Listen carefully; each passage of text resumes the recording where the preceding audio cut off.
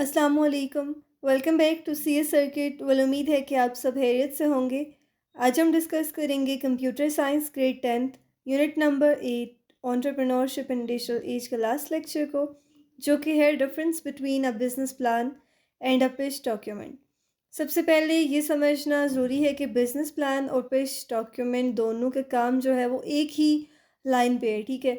अपने बिज़नेस का आइडिया दूसरे लोगों तक पहुंचाना और उन्हें ये बताना कि ये आइडिया वैल्यूएबल है या ये प्रॉफिटेबल है और उस पे काम करना वर्थ इट है, ओके। लेकिन ये दोनों एक जैसे नहीं होते। क्यों? क्योंकि इनका पर्पस, इनकी जो लेंथ है, डिटेल है, ऑडियंस है और फॉर्मेट अलग होता है, ठीक है। जो बिज़नेस प्लान है ना, वो एक हम कह सकते हैं कि कंप्लीट रोड मैप है।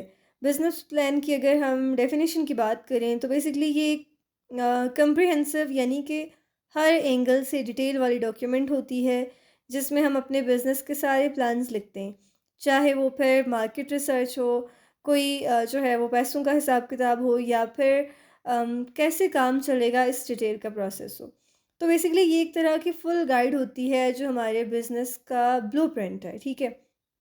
अब पर्पस क्या है इसका?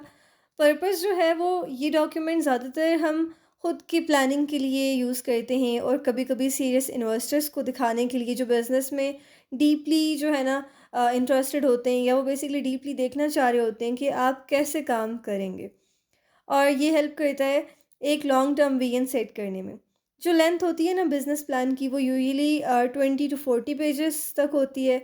हर पेज में अलग अलग सेक्शन होता है, जैसे कि कंपनी का overview, market analysis, competitive analysis, इस तरह की चीज़ें, ठीक है। ऑपरेशनल प्लान की बात हो गई, उसके अलावा फाइनेंशियल प्रोजेक्शंस, रिस्क एनालिसिस। अब इसकी इंपॉर्टेंस क्या है? जब आपके पास एक डिटेल प्लान होता है ना, तो आप कॉन्फिडेंट होते हैं कि आपने सब कुछ बेसिकली सोचा हुआ होता है, प्लान किया होता है कि कौन सी चीज़ कैसे परफॉर्म हो रही है। और फिर जब इन्वेस्टर भी देखता है कि आप सीरियस हैं और हर प्रॉब्लम का आपके पास सॉल्यूशन रेडी है, तो वो भी आपकी जो स्ट्रेटजी है, जो भी कोई प्लान है, उसमें इन्वेस्ट करता है, ओके। देन आती है बात पिच डॉक्यूमेंट की। पिच डॉक्यूमेंट जो है ना, इसको हम कह सकते हैं कि ये एज अ क्विक कन्विंसर काम करते हैं, यानी कि पिच डॉक्यूमेंट एक शॉर्ट, विजुअल और इम्पैक्टफुल प्रेजेंटेशन होती है जो यूजुअली 10 से 15 स्लाइड्स की होती है। इसका मेन गोल ये होता है कि जल्दी से ऑडियंस का इंटरेस्ट जो है ना ग्रैब करना, उन्हें कन्विंस करना कि वो आपसे मिलने या इन्वेस्ट करने के लिए रेडी हो जाए। पर्पज़ ये होता है कि ये शॉर्ट और जो है ना बहुत ही लाइक इंटरेस्टिंग होता है। हर स्लाइड एक जो है वो की पॉइंट कवर करती है और इन्वेस्टर या स्टेक होल्डर को जल्दी इसमें पता चल जाता है कि आपका बिजनेस क्या है, प्रॉब्लम क्या सॉल्व करता है और वो क्यों यूनिक है। देन है effective communication skills to articulate a business idea. सिर्फ बिजनेस आइडिया लिख देना काफ़ी नहीं होता, बल्कि उसको प्रेजेंट करना भी आना चाहिए ताकि लोग समझें, इंटरेस्टेड हों और आपके साथ काम करना चाहें। यहाँ कुछ स्किल्स जो है ना मेंशन है, जो कि पिच को इम्पैक्टफुल बनाती हैं। जैसे कि फर्स्ट वन इज़ क्लैरिटी, साफ और सीधी बात। कम्प्लेक्स आइडियाज़ को सिंपल बनाना, jargon या डिफ़िकल्ट टर्म्स अवॉइड करना जब तक ज़रूरी ना हो। सेकंड वन इज़ कॉन्फिडेंस, अपने आइडिया पे पूरा आपको भरोसा होना चाहिए। आपके बोलने के अंदाज़, बॉडी लैंग्वेज और टोन जो है ना कॉन्फिडेंट होनी चाहिए। अगर आप खुद अनसर्टेन जो है वो लगेंगे, तो सामने वाला भी अनसर्टेन हो जाएगा, फिर वो इंटरेस्ट नहीं लेगा। यानी कि अगर आप इन्वेस्टर के सामने अगर आप बोलें कि मुझे लगता है कि शायद ये काम करेगा, तो इन्वेस्टर सोच लेगा कि आप श्योर नहीं हैं। लेकिन अगर आप ये बोलेंगे कि मुझे पूरा यकीन है कि हम 1 साल के अंदर प्रॉफिटेबल हो जाएँगे, तो आपका इम्पैक्ट डबल हो जाएगा। Okay, next is engagement. Audience को ना बोर ना करना, विजुअल स्टोरीज और रिलेटेबल एग्जांपल्स यूज़ करनी है। हर स्लाइड जो है वो इंटरेस्टिंग होनी चाहिए। एंगेजमेंट की अगर मैं आपको एक एग्जांपल दूँ, तो जैसे बेकरी की कोई पिच हो, एक कस्टमर हो, वो आपकी आप सपोज़ करते हैं आपने बेकरी स्टार्ट की और एक कस्टमर ने आपकी ब्राउनी टेस्ट करने के बाद कहा कि उसे बचपन का टेस्ट याद आ गया। तो इंस्टेंटली इमोशनल कनेक्शन बन जाता है ना। इसी तरह से आप ऑडियंस को जो है वो एंगेज कर सकते हैं कोई इस तरह की इंटरेस्टिंग चीज़, इंटरेस्टिंग कंसेप्ट के साथ, ओके। देन है एक्टिव लिसनिंग, सिर्फ बोलना नहीं है, सुनना भी होता है। जब इन्वेस्टर या ऑडियंस क्वेश्चन पूछे, ध्यान से सुने और रेलिवेंट जवाब दें। और इससे जो है ना आप फ्लेक्सिबल और अटेंटिव लगते हैं। बॉडी लैंग्वेज भी बहुत इंपॉर्टेंट है। Eye contact, smile, open posture रखना चाहिए। नर्वस हैबिट्स जैसे पेन क्लिक करना या ज़्यादा जो है वो लाइक आप हिलेंगे जुलेंगे तो फिर जो है ना इन चीज़ों को आपने अवॉइड करना होता है। ओके, बॉडी लैंग्वेज आपकी स्ट्रांग होनी चाहिए। नेक्स्ट इज़ अडाप्टेबिलिटी, यानी कि जल्दी एडजस्ट करना। अगर इन्वेस्टर किसी एक पॉइंट पे ज़्यादा इंटरेस्ट ले रहा है तो उस पर उसको डिटेल दें। अगर वो बोर हो रहा है ना, तो आप क्विकली मूव ऑन करें नेक्स्ट पॉइंट पे। नेक्स्ट वन है स्टोरी टेलिंग। फैक्ट्स या नंबर्स बोरिंग हो सकते हैं लेकिन स्टोरी याद रहती है। लाइक इंस्टेड ऑफ आप ये like we deliver fresh vegetables या वी डिलीवर फ्रेश ब्राउनीज, आप ये बोलें कि एक दिन एक मदर ने हमें कॉल करके कहा कि हमारे ऑर्गेनिक कैरेट्स जो है वो उससे उसके बच्चे की हेल्थ प्रॉब्लम सॉल्व कर देंगे। तो एक स्टोरी है ना छोटी सी, इससे इंस्टेंटली जो है वो ट्रस्ट बिल्ड होता है। यानी कि इस तरह की आप जब स्टोरी टेलिंग से, एक और मैं आपको एग्जांपल देती हूँ। आजकल आप देखते होंगे कोई, अगर आप कोई रील्स देख रहे हैं इंस्टाग्राम पे या कोई यूट्यूब पे कोई हट के स्टडी से हट के कोई चीज़ देख रहे हैं, तो आपने देखा होगा कि आजकल जो है वो जो भी कोई अपने ऑडियंस की अटेंशन को ग्रैब करना चाहता है तो वो दरमियान में शायद कोई स्टोरी बना ले या कोई इस तरह की स्टोरी टेलिंग के साथ उस चीज़ को स्टार्ट करे ताकि ऑडियंस बोर ना हो, ठीक है ना। अब एक और कंपैरिजन है business plan versus pitch document का। इसमें भी बहुत अच्छे से जो है वो हर चीज़ मेंशन है, यानी पर्पस क्या होता है। बिजनेस प्लान जो है वो डिटेल रोड मैप होता है लॉन्ग टर्म प्लानिंग के लिए, ठीक है।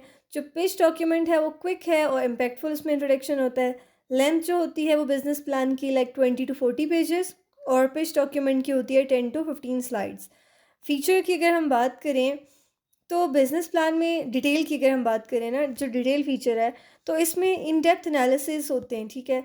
जो कि पिच डॉक्यूमेंट जबकि हाई लेवल ओवरव्यू होता है जो कि कस्टमर को फ़ौरन से उसकी अटेंशन को ग्रैब करता है।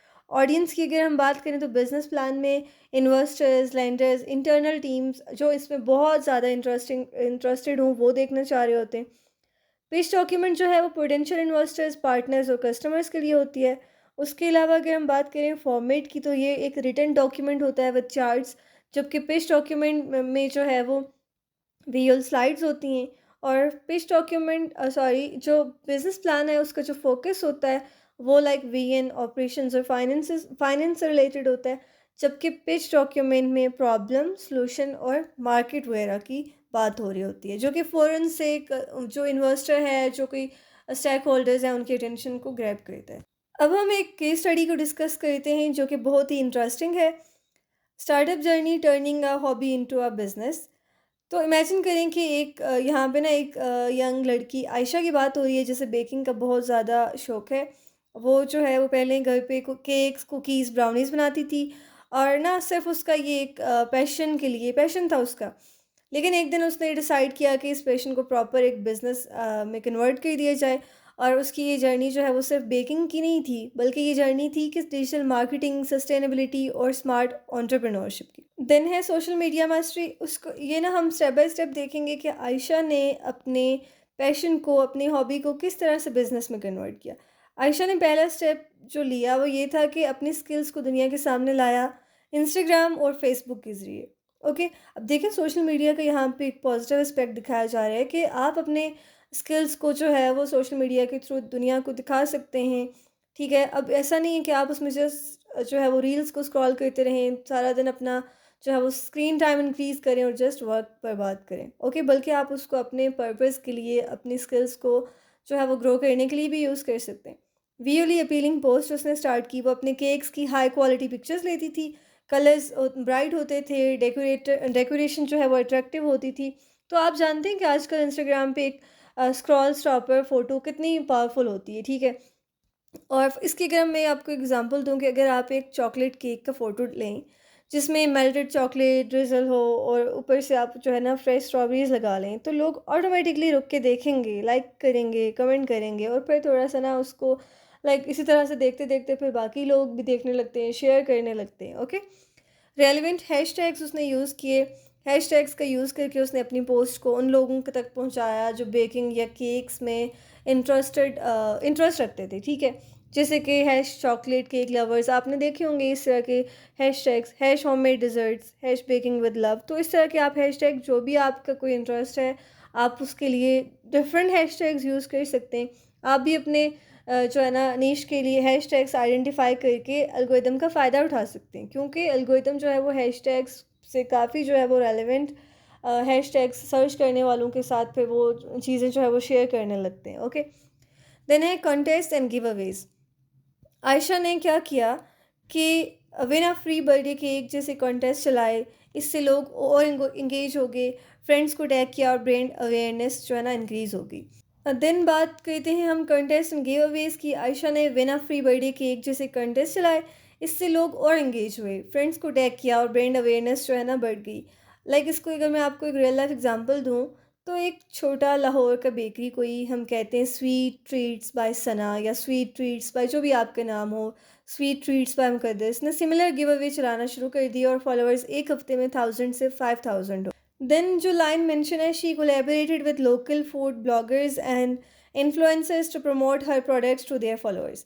कोलैबोरेशन विद इन्फ्लुएंसर्स यानी कि उसने लोकल फूड ब्लॉगर्स और इन्फ्लुएंसर्स को अपने प्रोडक्ट्स भेजे ताकि वो रिव्यू करें। इन्फ्लुएंसर्स के फॉलोअर्स ट्रस्ट करते हैं तो रिव्यूज़ से डायरेक्ट ऑर्डर्स आए।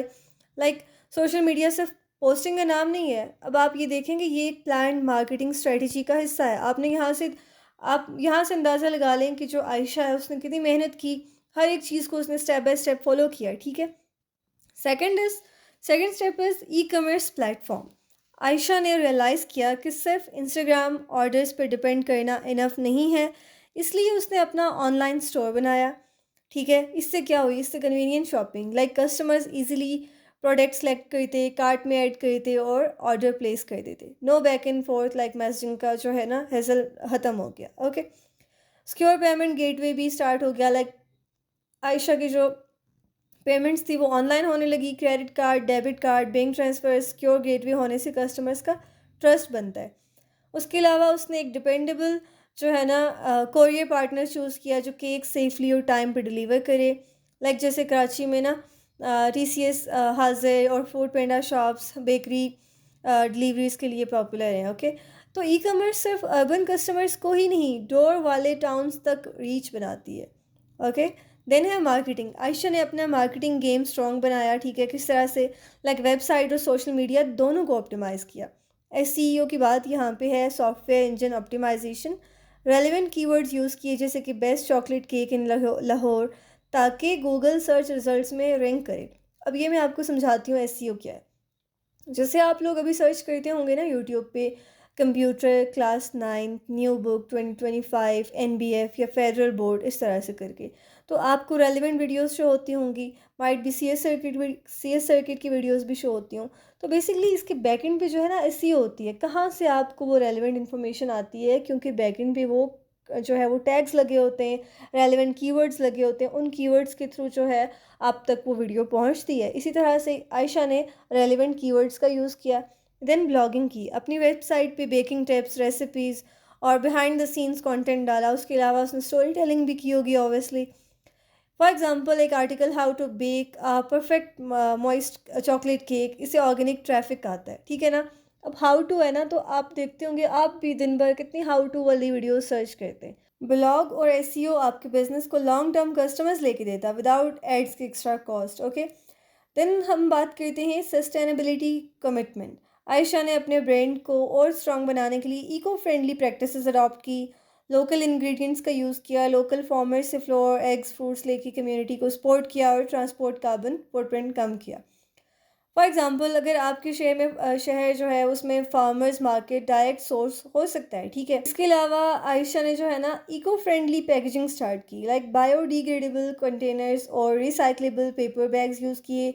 लोग इन्वायरमेंट कॉन्शियस ब्रांड्स को प्रेफर करते हैं। देन अगर हम बात करें तो उसने आयशा ने ना मिनिमाइज़ किया फूड वेस्ट को, जो केक्स बच जाते वो लोकल चैरिटी को डोनेट होते। ठीक है, सस्टेनेबिलिटी आपको सिर्फ एथिकल नहीं बनाता बल्कि आपके कस्टमर्स का ट्रस्ट भी बढ़ाता है। ठीक है, इसके बावजूद ऑब्वियसली हर सक्सेसफुल स्टोरी के पीछे कुछ स्ट्रगल्स होती हैं। आयशा ने भी कुछ चैलेंजेस जो है वो फेस किए, लाइक हाई कंपटीशन।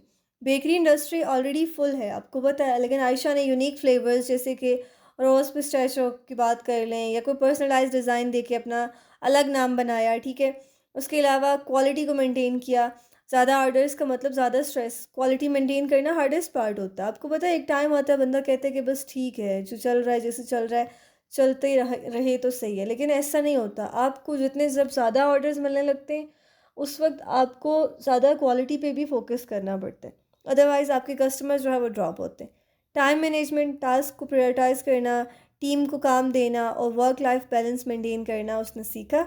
ओके, तो बेसिकली इस तरह से आयशा ने कुछ हर्डल्स भी फेस की, लेकिन उसके बावजूद उसने अपनी हॉबी को, अपने पैशन को जो है वो स्मॉल बिजनेस में कन्वर्ट कर दिया।